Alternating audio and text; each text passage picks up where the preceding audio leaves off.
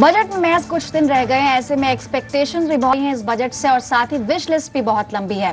इसी पर आज चर्चा करेंगे मनी गुरु की इस खास पेशकश में। मैं हूं पल्लवी। इस चर्चा में हमारे साथ तीन खास मेहमान जुड़े हैं टैक्सेशन और पर्सनल फाइनेंस पर अपना पर्सपेक्टिव रखने के लिए। हमारे साथ राकेश नागे है, managing partner Nage and company से। साथ ही पर्सनल फाइनेंस पर बात करने के लिए हेमंत रुस्तगी है, CEO वाइस इन्वेस्ट एडवाइजर्स, और साथ ही डिलॉयट हैस्किन्स एंड सेल्स LLP के पार्टनर दिव्या बावेजा। हमारे सभी का बहुत बहुत स्वागत है कार्यक्रम में। शुरुआत हमेशा की तरह हम करेंगे पर्सनल टैक्सेशन से, यानी कि व्यक्तिगत लेवल पर टैक्स स्लैब्स में क्या कोई बदलाव हो सकते हैं, और साथ ही जो 80C की लिमिट है क्या इस बार भी कुछ उसमें बढ़त देखने को मिल सकती है। शुरुआत नांगे साहब आपके साथ करना चाहेंगे। पिछले बजट की अगर बात करें तो पिछले साल एक सरप्राइज मूव में 50,000 रुपए का एक एक्सटेंशन मिला। 80C में सीमा 1 लाख से बढ़ाकर 1.5 लाख कर दी गई। इस बार की अगर स्पेकुलेशंस भी हैं और हालांकि एक्सपेक्टेशंस भी हैं बहुत सारी कि शायद 50,000 रुपए और बढ़ाई जा सकती है 80C की सीमा। आपकी राय क्या है? क्योंकि 80C के अंदर बहुत सारे इंस्ट्रूमेंट्स हैं और 80C के अंदर इसको एग्जेम्पशन अगर हम इंडिविजुअल लेवल पर बात करें, इतने सारे इंस्ट्रूमेंट्स की लिमिट वैसे ही एग्जॉस्ट हो जाती है और लगातार हर तबके से यही एक डिमांड रहती है सैलरीड इंसान की कि 80C की लिमिट बढ़ाई जाए। बट अगर इसको 50 और भी बढ़ाया जाता है, आपको लगता है कि ये तब भी सफिशिएंट होगा? यानी कि कुछ ऐसा बैलेंस सरकार क्रिएट करे कि रेवेन्यू लॉस भी कम हो और साथ ही सैलरी लोगों के लिए कुछ अच्छी खबर भी इस बजट में मिल पाए। देखिए, गवर्नमेंट के लिए एक बहुत ही चैलेंजिंग पोजीशन है। फर्स्ट कि अगर वो कुछ भी करेंगे, उनका जितना ब्रैकेट है इंडिविजुअल्स का, दे शुड नॉट कम नहीं होना चाहिए। But at the same time general public expect करी है कि उनको कुछ जरूर राहत इस बजट से मिलेगी। अब बजट में हमें 2 टाइप की राहत की एक्सपेक्टेशन हो सकती है। एक राहत हमारी हो सकती है कि हमें बेसिक एग्जाम्पशन है ये बढ़ जाए, और दूसरी 80C की बात है। तो 80C की जो एग्जाम्पशन है मेरी पर्सनल उसमें है, आई एम क्वाइट होपफुल 50,000 से गवर्नमेंट ये 80C की एग्जाम्पशन जरूर बढ़ाई। इसका तो ये भी हो सकता है कि अगर वो नहीं करेंगे तो देयर इज अ पॉसिबिलिटी कि वो एक ना सब लिमिट क्रिएट कर देगी, जैसे इंश्योरेंस इंस्ट्रूमेंट ले कर देगी कि चलो भाई 1 लाख की एग्जाम्पशन कर देते हैं, बाकी को बाकी में कर देंगे। So if you see overall there is a high optimism individuals के लिए। गवर्नमेंट जरूर 80C की एग्जाम्पशन को बढ़ाएगी, इंस्पाइट कि उन्होंने लास्ट ईयर 50,000 से बढ़ाई है, और ये जनरल पब्लिक की एक्सपेक्टेशन, और मेरे हिसाब से जरूर 50,000 की लिमिट बढ़नी चाहिए इस समय 80C में। Mister Divya, do you agree with what mister Nage is saying? क्योंकि 80C में अगर हम काउंट करने बैठेंगे लगभग 10 इंस्ट्रूमेंट्स आ जाते हैं, आप सभी 80C के अंदर आप छूट लेते हैं इसकी, और एज ऑफ नाउ जो 1.5 की लिमिट है, इट डजंट सीम पर्याप्त नहीं लगती है। लेकिन फिर भी क्योंकि विश लिस्ट हमेशा लंबी होती है, लेकिन कई चीजों का ध्यान सरकार को रखता है। लेकिन इस बार के बजट की बात करें, खास भी है ये बजट क्योंकि ये इस सरकार का मेडन बजट होगा। अगर हम स्लैब्स की बात करें उस फ्रंट पर भी और साथ ही इंडिविजुअल टैक्सेशन फ्रंट पर भी, आपको लगता है कि कितनी राहत मिल पाएगी इस बार? मैं मिस्टर नागे से पूरा सहमत हूँ, क्योंकि 2 चीज़ें हैं। एक तो ये है कि जो गवर्नमेंट है, इस गवर्नमेंट का फोकस काफ़ी रहा है आम आदमी पर, और इसलिए मेरे ख्याल से जो बेसिक लिमिट है जो पहले पिछले साल 50,000 बढ़ाई थी, इस बार शायद वो 3.5 लाख हो जाए। बिकॉज जो गवर्नमेंट का ये है कि जितना मार्केट में जितना पैसा होगा, जितना डिस्पोजेबल इनकम होगी, उतनी ज़्यादा स्पेंडिंग होगी, which is good for economy. दूसरा, 80C के लिए भी 2 लाख तो होना ही चाहिए, और आगे चल के गवर्नमेंट को लॉन्ग टर्म में ये देखना चाहिए कि 80C में जैसे आपने बोला बहुत सारे एवेन्यूज़ है, उसमें कुछ एक्सपेंडिचर भी है और कुछ इन्वेस्टमेंट्स भी हैं। जो 80C का फोकस है इन्वेस्टमेंट्स का, वो गवर्नमेंट को आगे उसको प्रून करके अगले सालों में इन्वेस्टमेंट लिंक करना चाहिए। जी, हेमंत हमारे साथ हैं, वाइस इन्वेस्ट एडवाइजर्स के CEO।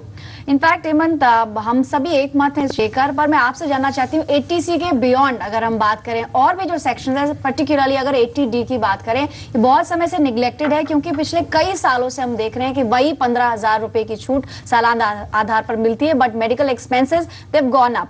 ऐसे में 80C के बियॉन्ड अगर सरकार को देखना है और देखना भी चाहिए, इनफैक्ट अलाउंसेस की बात करें और भी सेक्शंस की बात करें, कितना रेजिग आता है कि इस बार के बजट में हो सकता है, कितना रिलीफ मिल पाएगा एक आम आदमी को? देखिए, मैं आपसे पूरी तरह से सहमत हूँ। ये बात सही है कि अगर 80C के बियॉन्ड अगर सरकार को देखना है, और जैसा कि हमने देखा है कि जो मेडिकल कॉस्ट हैं वो बहुत ज़्यादा बढ़ रही हैं, और उसको अगर कहीं ना कहीं आप चाहते हैं कि हर आम आदमी को उसका फ़ायदा हो, कहीं ना कहीं हमारी चाहे वो सेविंग हो या दूसरे हो, कहीं ना कहीं वो टैक्स बेनिफिट से जुड़े रहते हैं। जैसा हमने हमेशा अपने देश में देखा है कि अगर आपको सेविंग रेट भी सुधारना है तो कहीं ना कहीं उसको आपको टैक्स से लिंक करना पड़ेगा। ये एक सच्चाई है, उससे हम भाग नहीं सकते हैं। तो अगर हम उस एंगल से देखें, डेफिनेटली जैसा आपने सही कहा, 15,000 है, बहुत समय से लिमिट है। ओवरऑल अगर आप देखें वहाँ पे 15,000 है, फिर आपके अगर पेरेंट्स हैं, सीनियर सिटीजन है घर में, तो 20,000 आप कर सकते हैं। मुझे लगता है ओवरऑल लिमिट कहीं ना कहीं इसको 50,000 तक करने की ज़रूरत है। मेडिकल कॉस्ट बढ़ गई, इसके बारे में अवेयरनेस करने की ज़रूरत है। कि हम ज़रूरत है कि लोग ज़्यादा से ज़्यादा लोग जो है मेडिकल इंश्योरेंस ले, और इवन जो मेडिकल रीइंबर्समेंट जो होता है एम्प्लॉयर की तरफ से, वो भी 15,000 की लिमिट है। मुझे लगता है कहीं ना कहीं वो भी 15 से 25,000 तक बढ़ाने की ज़रूरत है। ये दोनों चीज़ों में डेफिनेटली मुझे लगता है राहत मिलनी चाहिए। In fact Hemant, sorry to interrupt you Rakesh, लेकिन जैसे हेमंत ने आपने सजेशंस जो इनफैक्ट शेयर किए हमारे साथ, उसमें आप चीज मेंशन की कि जो इंफ्रास्ट्रक्चर बॉन्ड्स में छूट पहले मिलती थी। हालांकि पिछली बार जब बजट आया तब शायद ऐसी स्पेकुलेशन बस बनी थी कि शायद जो 80 CCF की छूट थी वो वापस लेकर आए सरकार, क्योंकि इंफ्रास्ट्रक्चर पे बहुत फोकस है। Do you agree with that कि अब एक बार एक समय, एक चांस है, एक मौका है कि इसको रिवाइव किया जा सकता है, और जो 20,000 की छूट पहले मिलती थी शायद उतनी ही छूट वापस से लाई जाए इस बार के बजट? देखिए, इंफ्रास्ट्रक्चर का डेफिनेटली अगर हम बात करें, तो अगर हम 4 आईज की अगर हम बात करें पूरी इकोनॉमी में, तो इंफ्रास्ट्रक्चर एक बहुत इंपॉर्टेंट एस्पेक्ट है।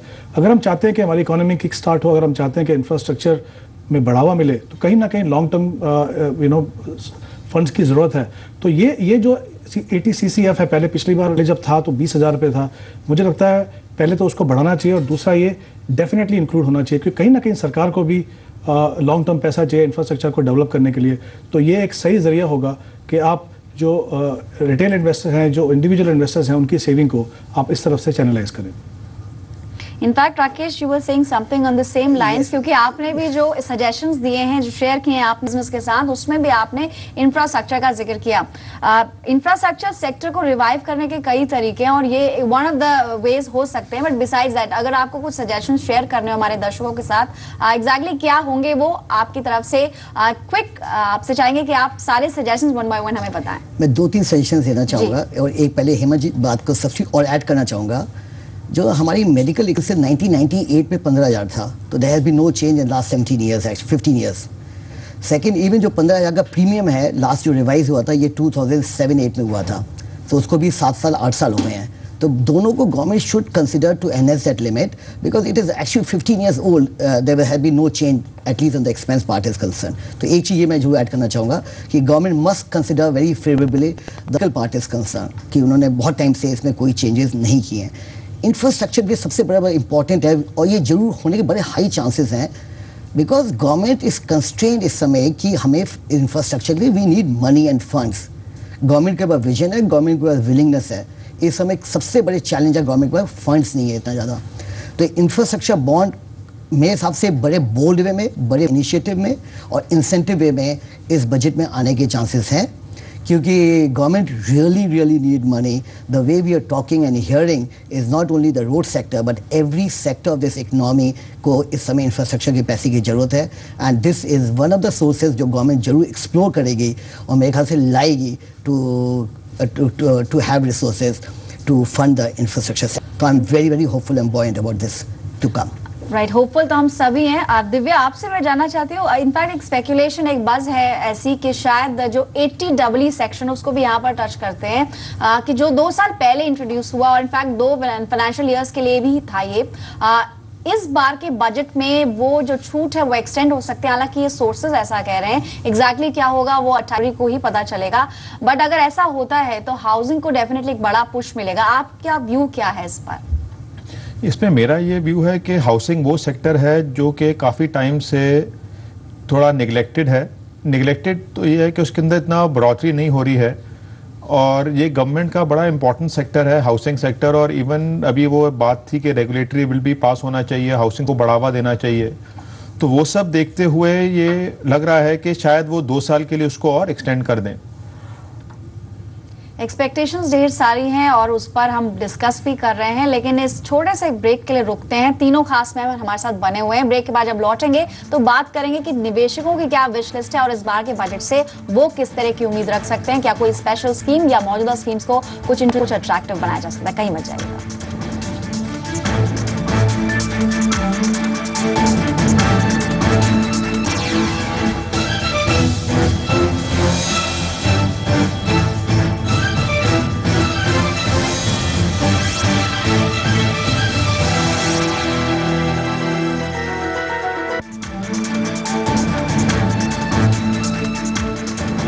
आप देख रहे हैं टैक्स पर हमारी खास पेश और हमारे साथ तीन खास मेहमान हैं। राकेश नांगिया बने हुए managing partner Nangia and company, Divya Baweja from Deloitte Haskins and Sells LLP और साथ ही हेमंत रस्तगी हैं हमारे साथ, CEO wise invest advisors. Hemant, in fact हमने बात की अब तक एटीसी के बारे में, उसके बियॉन्ड कौन कौन से सेक्शंस उनके बारे में, लेकिन अगर एक आम इन्वेस्टर, एक ग्राहक की नजर से हम बात करें, बजट कितना बड़ा इवेंट होता है? क्योंकि कई बार इनफैक्ट जैसा कि हम सब जानते हैं कि फरवरी के आखिरी दिन को आता है और पेश किया जाता है और फाइनेंशियल ईयर भी तभी खत्म होता है। ऐसे में फाइनेंशियल प्लानिंग पर इसका कितना बड़ा इंपैक्ट होता है और क्या हमें बजट के अनाउंसमेंट्स का वेट करना चाहिए कोई भी नया निवेश करने से पहले? आई थिंक ये बहुत अच्छा और इम्पोर्टेंट सवाल आपने। बजट एक इम्पॉर्टेंट इवेंट है डेफिनेटली, बट ये एक एनुअल इवेंट है। मुझे लगता है जहाँ तक इन्वेस्टर्स का सवाल है, इन्वेस्टर्स को बजट के ऊपर ध्यान रखना चाहिए, लेकिन ऐसा नहीं है कि अपनी सारी इन्वेस्टमेंट आप 3 महीने पहले छोड़ दें सोच के कि बजट में क्या होगा, तब तक आपने देखा मार्केट कहीं और पहुंच गई या दूसरे अपॉर्चुनिटीज़ आपके हाथ से निकल गए। मुझे लगता है बजट पे ध्यान रखें, लेकिन बजट जो है वो डिसाइडिंग फैक्टर नहीं होना चाहिए, क्योंकि अगर आप फाइनेंशियल प्लानिंग की बात करें, अपने फ्यूचर की बात करें, तो उसमें सबसे अहम चीज़ है आपके लिए आपकी रिक्वायरमेंट्स क्या हैं, आपके गोल्स क्या हैं, आपके पास कितना समय। मान लीजिए कोई रिटायरमेंट के लिए इन्वेस्टमेंट कर रहे हैं जो 25 साल या 30 साल के बाद होने वाली है, अब उसमें आप 30 बजट देखेंगे, कितने बजट तक आप रुकेंगे? कहीं ऐसा ना हो कि साल में आप 6 महीने सिर्फ बाहर बैठ के इंतजार कर रहे हैं। तो बजट पे ध्यान रखें, क्योंकि वो as an investor, aware investor जो होंगे, आपको देखना पड़ता है कि इसमें कुछ पोर्टफोलियो में चेंजेस करने की जरूरत है या कुछ और करने की जरूरत है, लेकिन बजट जो है वो कहीं पे भी डिसाइडिंग फैक्टर मेरे हिसाब से नहीं होना चाहिए। इनफैक्ट राकेश, जैसे कि हम ब्रेक के दौरान भी बात कर रहे थे कि इन्वेस्टमेंट का जहां तक सवाल है, क्योंकि ये लॉन्ग टर्म प्रोसेस होता है, इसलिए बजट जैसे इवेंट से इतना इम्पैक्ट नहीं होना चाहिए। लेकिन इस पर्टिकुलर बजट की हम बात कर रहे हैं, ऐसे में जो बज़ है 80EE को लेकर और ओवरऑल होम लोन की इंटरेस्ट पे जो छूट मिलती है उसको लेकर, आपके पास कुछ और भी सजेशंस हम चाहेंगे कि आप उसे भी। मेरे हिसाब से जो आपको डिडक्शन मिलती है रेसिडेंशियल हाउस से इंटरेस्ट की 2 लाख रुपए, जो पिछले साल 1.5 लाख थी, 2 लाख की गई, मेरे हिसाब से ये बहुत ही कम है। बेसिकली 2 लाख का इंटरेस्ट का मतलब ये हुआ कि loan is close to 20 lakh rupees. I think कोई भी घर, ये किसी तरह के से इंसेंटिव नहीं है घर लेने के लिए। जैसे गवर्नमेंट कह रही है कि हर एक के पास घर होना चाहिए and they looking to have this as one of the objective and goal. मेरे हिसाब से पहले तो 2 लाख बहुत ज़्यादा कम है। सेकेंड, इसमें एक और इम्पॉर्टेंट पार्ट आता है कि जो घर से आपने जो पहले लोन लिया होता है और जिन तरह का पोजीशन लेते हैं, उसका इंटरेस्ट जो होता है अगले 5 साल में इक्वल डिवाइड होकर मिलता है। जस्ट इमेजिन आज की डेट में पब्लिक की क्या प्लाइट है, किस घर हाउसिंग के सब डिले हो, किसी को पोजीशन नहीं मिल रहा, उनको इंटरेस्ट पे करते जा रहे हो, पोजीशन मिला नहीं, आपको कोई टैक्स डिडक्शन नहीं मिल रही है। उनको डिडक्शन आगे मिलेगी जब वो पोजीशन लेंगे और अगले 5 सालों में। I think these type of people are really going to a very bad time. मेरे हिसाब से this is totally uncalled for. ये गवर्नमेंट मस्ट सीरियसली कंसिडर कि जो पुराना इंटरेस्ट है जब तक पोजीशन नहीं मिलता है, इनको डिडक्शन देनी चाहिए बेसिकली। और जो लिमिट है 2 लाख की, ये किसी तरह भी इंसेंटिव नहीं है to buy a house. Basically it is nothing as compared to the overall. I hope Rakesh आपके जो भी सजेशंस है वो पहुंच रहे हैं वित्त मंत्री तक, हालांकि अब कुछ ही दिन रह गए हैं बजट में। Divya, I want to bring you into this. बहुत सारे सजेशंस की हम बात करें, लेकिन एक बार अगर एक्सिस्टिंग स्लैब्स की बात करें, फिलहाल जो स्लैब्स हैं, पिछली बार क्योंकि स्लैब में पर से कोई चेंजेस नहीं हुए, हालांकि एटीसी में कोई 1000 का एग्जेम्पशन बढ़ा और साथ ही ओवरऑल जो टैक्स लिमिट होती है इनकम टैक्स की वो जरूर बढ़ी है, दायरा बढ़ा है। लेकिन आपके सजेशंस क्या हैं इस बार के बजट में? क्या विशलिस्ट है आपकी? और क्योंकि एटीसी के बारे में हमने बात की, उसके अंदर बहुत सारे जो इंस्ट्रूमेंट है उसके बारे में भी बात की। इनफैक्ट आपके जो सजेशंस आपने हमारे साथ शेयर किए उसमें आपने अलाउंसेस का भी जिक्र किया कि बहुत समय से ट्रैवल अलाउंस, इसके अलावा जो बहुत छोटी छोटी चीजें, इतनी छोटी चीजें शायद कि वो इग्नोर हो जाती है समय में, उसमें कुछ बदलाव करने की आपको लग रहा है कुछ स्कोप है इस बार के बजट में? ये 2-3 चीज़ें हैं इस बार के बजट में जहां मेरे ख्याल से बहुत स्कोप है। पहले तो जहां मैं स्लैब की बात करता हूं, ये एक चीज़ बड़ी ज़रूरी है कि जितना स्लैब बढ़ेगा उतना ही एक कॉमन आदमी को फ़ायदा होगा। अब ये गवर्नमेंट का देखें, जो गवर्नमेंट का पिछले सालों पिछले कुछ महीनों में उनका फोकस है वो आम आदमी पे रहा है, चाहे वो जन बैंक योजना हो जहाँ पे उन्होंने अकाउंट खाते खुलवाए हैं, चाहे वो भी देखो। तो इसलिए मेरे ख्याल से जो लिमिट है 2.5 लाख की वो 3.5 लाख तो होनी ही चाहिए। उससे जितना थोड़ा डिस्पोजेबल इनकम ज़्यादा बढ़ेगी तो आम आदमी को उससे कुछ फ़ायदा होगा, बिकॉज द फोकस इज के लोअर और मिडिल इनकम वालों को कुछ फ़ायदा होना चाहिए। अगर हम सैलरी टैक्स को देखते हैं तो उसके अंदर भी जो लिमिट्स हैं, जैसे मेडिकल है या ट्रांसपोर्ट अलाउंस है, जैसे राकेश ने भी कहा था, ये लिमिट्स फिक्स हुई थी 1998 के अंदर। और अगर हम अब वो देखते हैं, मेडिकल कॉस्ट देखें या हम फ्यूल कॉस्ट देखें, वो इतनी बढ़ गई है कि 15,000 रुपये मेडिकल का और 800 रुपया ट्रांसपोर्ट का बिल्कुल जायज़ नहीं है चाहिए। अगर हम DTC भी देखते हैं, उसके अंदर भी मेडिकल की लिमिट उन्होंने बढ़ा के 50,000 का सजेशन दिया था। तो ये कुछ इंपॉर्टेंट चीज़ें हैं जो कि एक सैलरीड आदमी को और या एक मिडिल और लोअर इनकम वालों को इससे इनसे फ़ायदा हो सकता है। इनफैक्ट हमने बहुत सारे सेक्शंस यहाँ पर डिस्कस कर लिए और इनफैक्ट स्लैब्स में क्या बदलाव होना चाहिए उस पर भी बात की, लेकिन जो मौजूदा इंस्ट्रूमेंट्स हैं, इनफैक्ट कुछ ऐसे इंस्ट्रूमेंट्स जो पिछले से पिछली बार के बजट में आए लेकिन अनफॉर्चुनेटली ज्यादा पॉपुलर नहीं हो पाए। हेमंत, आपकी राय में राजीव गांधी इक्विटी स्कीम पर लेना चाहती हूँ। इसको आकर्षक बनाने के लिए अब भी बहुत कुछ करना बाकी है, क्योंकि अभी भी इसका जो टैक्स स्ट्रक्चर है थोड़ा कॉम्प्लिकेटेड है। एज अ फाइनेंशियल एनालिस्ट, आप बहुत साल से फाइनेंशियल इंडस्ट्री को देख रहे हैं, आपके सजेशंस क्या हैं? क्या राजीव गांधी इक्विटी स्कीम को बंद कर देना चाहिए या फिर इसमें नए निवेशकों को भी इंक्लूड किया ही जाता है, जो एग्जिस्टिंग डीमैट होल्डर्स हैं उनको इंक्लूड करने से कुछ आपको लगता है अट्रैक्टिव हो पाएगी स्कीम? देखिए, राजीव गांधी इक्विटी स्कीम जो है डेफिनेटली बंद नहीं होनी चाहिए। मेरे हिसाब से कॉन्सेप्ट बहुत अच्छा है।